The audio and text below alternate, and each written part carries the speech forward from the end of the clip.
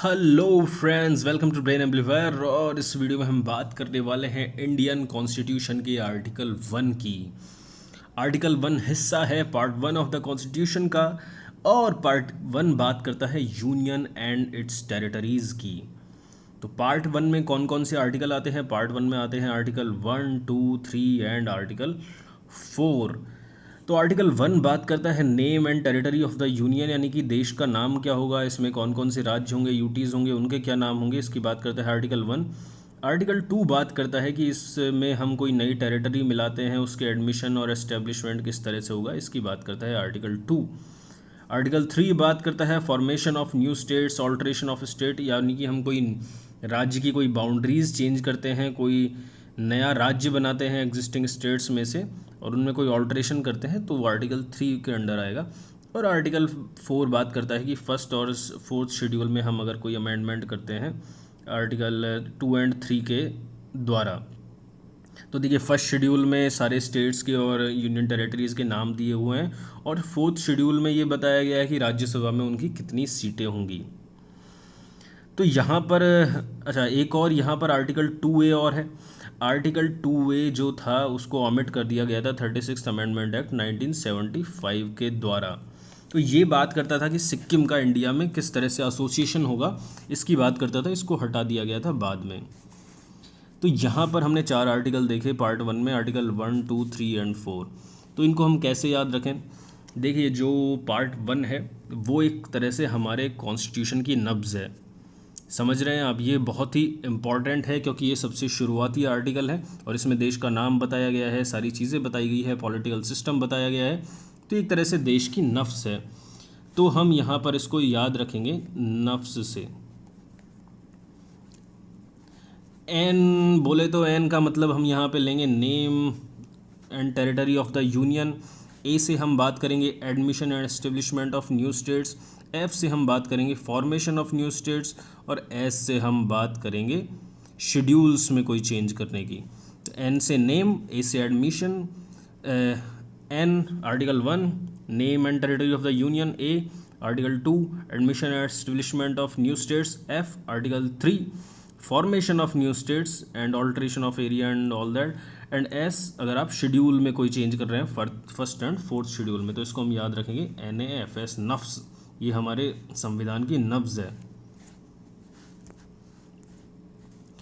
तो अब हम आगे आर्टिकल 1 की बात करेंगे एक्सक्लूसिवली इस वीडियो में केवल, बाकी के आर्टिकल्स हम फर्दर वीडियोस में देख लेंगे। तो इससे पहले कि हम आगे बढ़े, मैं चाहूँगा कि आप ये सवाल कमेंट बॉक्स में एक बार अटैम्प्ट करें, उसके बाद ही वीडियो में आगे बढ़ें। इस सवाल का जवाब आपको वीडियो के एंड तक मिल जाएगा। तो सवाल है कि सिक्किम कौन से साल में भारत का हिस्सा बना था? तो चलिए आगे बढ़ते हैं। अब हम बात करेंगे आर्टिकल 1 की। देखिए, आर्टिकल 1 क्या कहता है? Describes India, that is Bharat, as a union of states rather than a federation of states. तो यहाँ पर देखिए, 2 इम्पॉर्टेंट चीज़ें हैं। क्या है वो? पहली की देश का नाम, और दूसरा टाइप ऑफ पॉलिटी, यानी कि सत्ता किस तरह से होगी देश में। तो देखिए, जब संविधान बन रहा था तो दोनों नामों को लेकर बड़ा कन्फ्यूजन था कि हम इसका नाम भारत रखें या हम इसका नाम इंडिया रखें। क्योंकि देखिए, कुछ लोगों का मानना था कि इंडिया एक मॉडर्न नाम है तो हमें इसके साथ जाना चाहिए, और कुछ लोग चाह रहे थे कि भारत हमारी संस्कृति से जुड़ा हुआ है तो हमें ये नाम रखना चाहिए। तो ऐसा कोई कंसेंसस निकल के नहीं आया, तो संविधान निर्माताओं ने, हमारे बड़े बुजुर्गों ने, दोनों ही नामों को यहाँ पर इंक्लूड किया। दूसरा यहाँ पर बात किया गया है, हम इसे यूनियन ऑफ स्टेट्स कहेंगे, ना कि फेडरेशन ऑफ स्टेट। देखिए, फेडरेशन ऑफ स्टेट का मतलब क्या है, यूनियन ऑफ स्टेट का मतलब क्या है? देखिए, वैसे तो कई सारे तरह के फॉर्म्स ऑफ गवर्नमेंट होते हैं। बेसिकली 2 तरह के होते हैं। एक तो जो सबसे ज़्यादा फॉलो की जाती है, एक तो फेडरल स्टेट होता है और एक होता है यूनिटरी स्टेट। इन दोनों में क्या अंतर है, इसके बारे में आपको एक सेपरेट लेक्चर बड़ा ही डिटेल्ड में ब्रेन एम्पलीफायर पर मिल जाएगा। उसमें हमने इन दोनों को बड़ा ही डिटेल में डिस्कस किया है, साथ के साथ और किस किस तरह के governments all over the world function करते हैं, और कुछ इंपॉर्टेंट कंट्रीज़ के हमने थोड़ा डिटेल में देखे हैं। तो वो वीडियो आपको ब्रेन एम्पलीफायर पर मिल जाएगा। साथ के साथ मैं उसका लिंक भी आपको डिस्क्रिप्शन में शेयर कर दूंगा, और आप आई बटन पे भी उसको देख सकते हैं।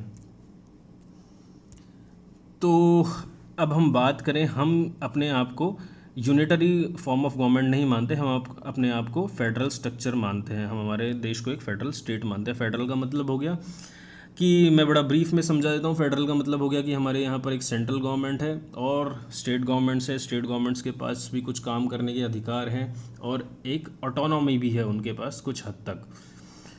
लेकिन क्या है, देखिए, जैसा अमेरिका में था कि कुछ स्टेट्स ने मिलकर कंट्री को बनाया, एग्रीमेंट किया कुछ स्टेट्स ने मिलके, और 13 स्टेट्स थे, उन्होंने बोला कि चलिए हम एक देश बनाते हैं, तो उन्होंने यूएसए को बनाया। वो एक बॉटम टू टॉप अप्रोच थी।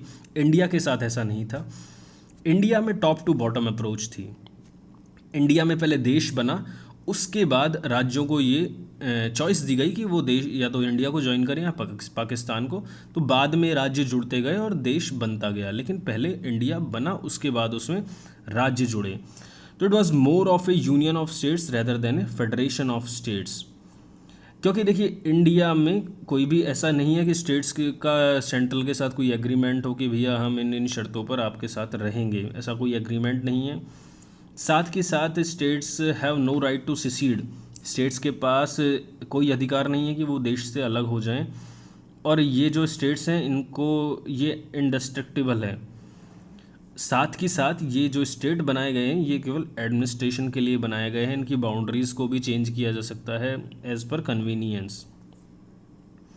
एक और बात की गई है आर्टिकल 1 में। आर्टिकल 1 में बात की गई है टेरिटरी ऑफ इंडिया की। तो यहाँ पर टेरिटरी ऑफ इंडिया में क्या क्या चीज़ें आएंगी? देखिए, टेरिटरी ऑफ इंडिया में 3 चीज़ें आएंगी। एक तो टेरिटरीज ऑफ द स्टेट्स, सारे राज्यों की जो टेरिटरी होगी वो इसमें आएगी। साथ के साथ हमारी जितनी भी यूनियन टेरिटरीज़ हैं वो भी इसमें आएंगी, और ऐसी टेरिटरीज़ जिनको समय समय पर भारत ने एक्वायर किया है या फ्यूचर में अगर कोई टेरिटरी भारत एक्वायर करेगा तो वो भी इसका टेरिटरी ऑफ इंडिया का पार्ट होगी। तो ये 3 चीज़ें होंगी टेरिटरी ऑफ इंडिया में। देखिए, मैंने यहाँ पर एक मैप लगाया है, मैं इसमें बता देता हूँ आपको कि समय समय पर भारत ने, जैसे ये हिंदुस्तान का मैप था 15 अगस्त 1947 को। उस वक्त कुछ ऐसे स्टेट्स थे जो इंडिपेंडेंट थे, वो जो ना पाकिस्तान में शामिल हुए ना भारत में शामिल हुए। जैसे कश्मीर था जो आपको ग्रे कलर में दिख रहे हैं, हैदराबाद था, जूनागढ़ था, ये ना सिक्किम था, ये ना हिंदुस्तान में शामिल हुए ना पाकिस्तान में, ये इंडिपेंडेंट रहे। और जो ये आपको ऑरेंज दिख रहे हैं ये आपके इंडिया में शामिल हो गए थे, ग्रीन पाकिस्तान में शामिल हो गए थे। और कुछ ऐसे एरियाज़ थे जो फॉरेन इन कंट्रीज़ के अंडर में थे, जैसे दमन दीव हुआ, दादरा नगर हवेली था, गोवा था, पुडुचेरी था। तो ये सब अभी भी इंडिया के अंडर में नहीं थे। इनको बाद में समय समय पर इंडिया ने अपने आप में, हिंदुस्तान ने अपने आप में शामिल किया। जैसे दमन दीव को 1961 में शामिल किया गया, गोवा को भी 61 में शामिल किया गया, पुडुचेरी को 54 में ही शामिल कर लिया था, और सिक्किम भारत का हिस्सा बना 1975 में। सिक्किम ने हिंदुस्तान में मर्जर को एक्सेप्ट किया 1975 में। तो एक और हम मैप देख लेते हैं। ये मैप हमारे जितनी भी यूनियन टेरिटरीज़ है उनको शो कर रहा है। तो देखिए, फ़िलहाल के लिए ये मैप पुराना है, अभी 2 नई यूनियन टेरिटरीज़ बन गई है, लद्दाख और जम्मू एंड कश्मीर। लेकिन उन 2 के अलावा यहाँ पर चंडीगढ़ है, दिल्ली है, दमन दीव है, दादरा नगर हवेली है, और पुडुचेरी आप देखेंगे तो पुडुचेरी के क्या है, 3-4 अलग अलग पार्ट है। जैसे यहाँ पर ये यमन है, यहाँ पर पुडुचेरी है तमिलनाडु में, और यहाँ पर माहे है। तो ये पुडुचेरी के 2-3 हिस्से हैं। इसके अलावा अंडमान निकोबार एंड लक्षद्वीप ये भी यूनियन टेरिटरीज़ हैं। अब हमने जो शुरू में बात की थी फर्स्ट शेड्यूल को, तो देखिए फर्स्ट शेड्यूल कॉम्प्लीमेंट्री है एक तरह से आर्टिकल 1 का। तो फर्स्ट शेड्यूल में क्या किया गया है, सारे स्टेट्स के और उनके नाम दिए गए हैं, उनके टेरिटोरियल ज्यूरिसडिक्शन दिया गया है। साथ के साथ सारी यूनियन टेरिटरीज़ के भी नाम दिए गए हैं और उनका क्या एक्सटेंट है वो बताया गया है फर्स्ट शेड्यूल में। तो इसी के साथ आर्टिकल 1 हमारा ख़त्म होता है। बहुत ज़्यादा डिटेल इसमें है नहीं। तो आई होप आपको ये वीडियो समझ आया होगा, आपको ये लेक्चर पसंद आया। Please give it a like, hit the bell icon and also subscribe the channel, and also you can watch more of the videos of related to articles of Indian Constitution on Brain Amplifier. So thank you so much.